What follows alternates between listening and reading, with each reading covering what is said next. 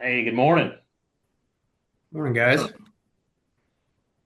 Welcome to the weekly sip. Talking today about setting up a 401k plan as a small business.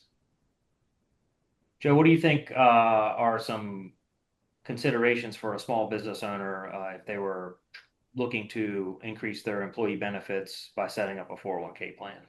Well, why, right? The first thing I think was, why am I doing that? Yeah, Um, and the big reason usually is going to be tax benefits for two sets of people. One is going to be ownership, and then maybe oftentimes we'd say highly compensated or like really key players in the organization.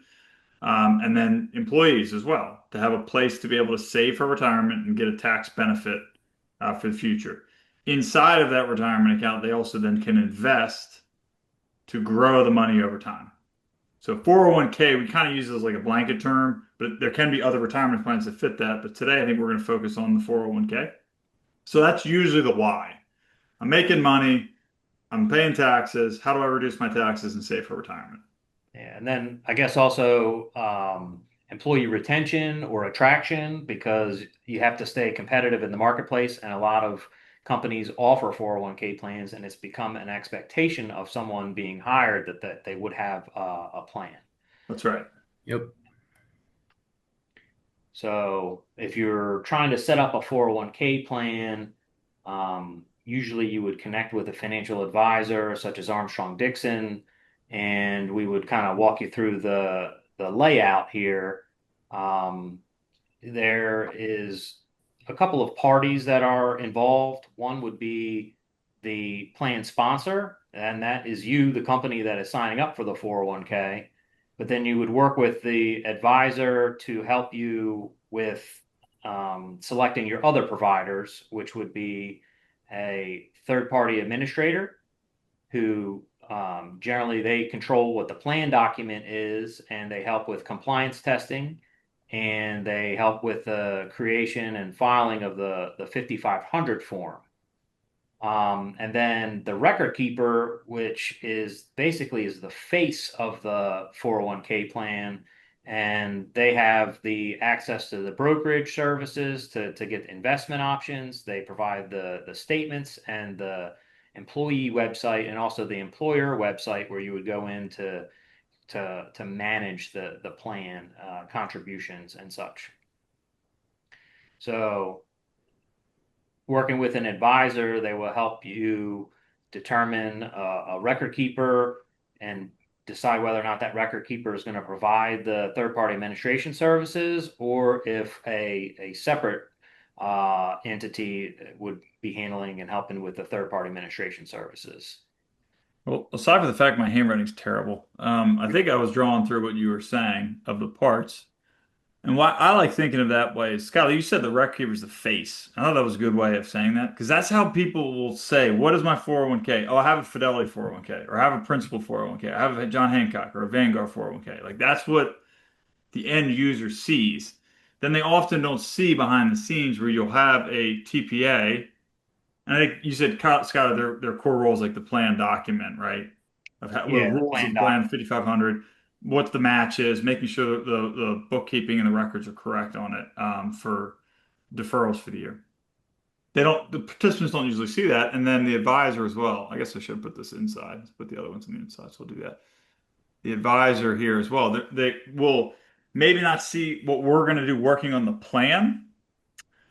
Tucker, you just did a review of plan investments. Can you talk about kind of what the role we played as the advisor in reviewing the investments for the plan itself?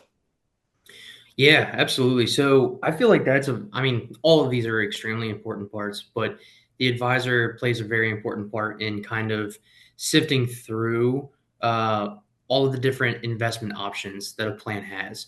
So if you go to, your record keeper, if you look at your 401k that you're setting up through, Fidelity, John Hancock, whatever that might be, they'll probably have a list of, I don't know, dozens, if not hundreds, of investment options you can choose from to offer your employees and for you yourself to invest in.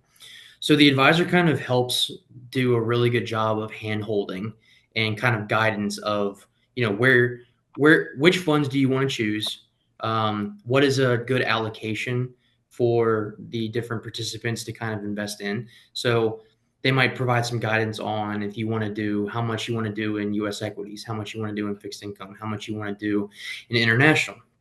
And then there's Well, also the different. Oh, go ahead, Joe. yeah, and on how much you want to do, meaning like what investments are on the menu for Right. participants to pick off of. So the advisor in that role is going to work with the plan sponsor to say what's on the menu. Yeah, I Yeah. think the big list of what's offered is probably closer to 10 or 11,000 different investment options that you could choose to offer to participants to invest in. And the advisor helps to kind of narrow that list to, 30 to 40 different options that make sense. Yep. And then to what Tucker was saying, then working with the participants individually, that's where the participants might see, in addition to the record keeper, they might see the advisor come out, to the office or offer Zoom meetings to help them determine how they want to split their allocations for them individually. But like why I like the illustration, Skylar, in this too, is like any one of these are interchangeable parts, right? So like if I decide that I want to make a change to the record keeper, I can change the record keeper and keep my TPA and keep my advisor. Or if I decide I want to change my TPA, I can change the TPA and keep the record keeper advisor. And if I decide I want to change the advisor, I can keep the TPA and record keeper. So the one that's not going to change is the plan sponsor, right? The company itself in the middle is not going to change. But the three components of that are effectively interchangeable. And oftentimes when we come in and review the plan, they're really unhappy about something and they think it might be the record keeper, like, oh, we don't really like this company that has our 401k. And we find out the record keeper is fine. The issue is actually like on the administration of the plan itself. So it could be a like payroll integration issue. It could be that they're not getting a 5,500 done on time. It could be that loans are really managed sloppily for the plan. So we often don't know what we're coming in, but the pain points that people might describe might not actually be coming from where they think it is, right? My knee's hurting, but it's actually coming from my back, right? Is creating that The problem. hamstring. So Hmm. I think that's what I see oftentimes when we come in and talk to an existing plan of what the pain points are. When they're starting a new plan, we do want to try to get them started off thinking that way of, hey, these are interchangeable parts. You can go to your payroll provider and they're going to say, we're going to do all of this stuff, but they're really not going to do all of it well because it's not what they do. So it is three different components that the plan sponsor is hiring. Yeah, and as advisor, we work with the plan sponsor, the company that's creating the 401k and providing it to their employees as participants, to help them select a record keeper, help them select a third party administrator, help them select the investment options that are available on the plan, monitoring those investments to make sure that they're up to par and there isn't any problems that are happening. Because, like you say, sometimes they say, oh, well, the performance isn't doing well at the plan. It's over at Fidelity. I want to move the plan. But it's really is you can just you could offer different investment options and keep everything where it is. That's right. And then we also work with participants and participant education, going out and kind of telling everybody the good word about the plan that is available to them. If there's an employer match, make sure that everybody is participating in it and answer different financial questions that they may have when we're on site.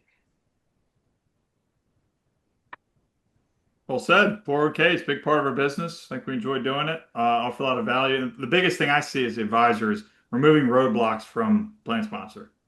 Yeah, All right, it can be overwhelming to think about. There's a lot of moving parts. How do I do this? Well, an advisor that does this day in and day out, like understands kind of where the pain points are probably going to be, where the roadblocks are probably going to pop up. And what we're trying to do is to avoid those roadblocks or remove them so that the plan sponsor, the owner of the company, can focus on the why. Hey, I want this because I want the tax benefits. I want to be able to save. I want my employees to be able to save for the retirement. And we can help set the plan up and manage and monitor the plan so it stays compliant and accomplishes the objectives of the owners of the company. Well, then it accomplishes the objectives of the owners of the company, but it also allows them to continue doing what they do best and kind of Right. hand it off to people like us who can handle it and do what we do best. absolutely. All right, guys, thank you for your time today. Thanks, guys. So yeah.